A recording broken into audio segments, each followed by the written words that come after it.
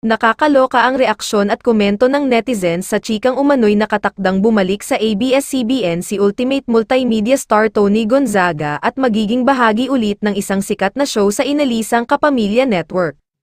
Bagamat walang binanggit na show at hindi pa naman kumpirmado ang intrigang ito, haka-haka ng mga netizen na baka sa muling pagbabalik ito ng reality show na Pinoy Big Brother, kung saan isa siya sa original host.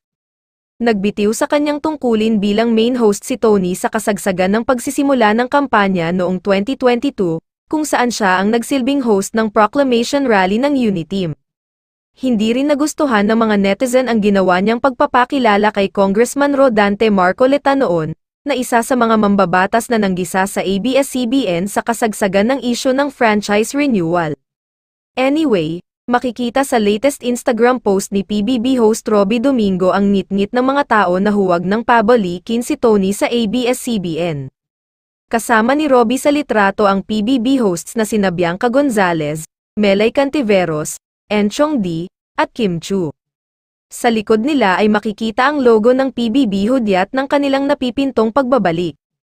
Hello Philippines, Hello World, caption ni Robby, na pamosong opening spiel nilang, Hello Philippines, Hello World.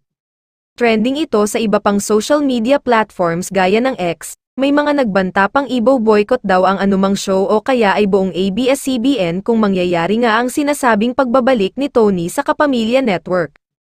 Samantala, wala pang tugon, reaksyon, o pahayag ang kampo ni Tony, ng PBB, o maging ng ABS-CBN tungkol sa issue.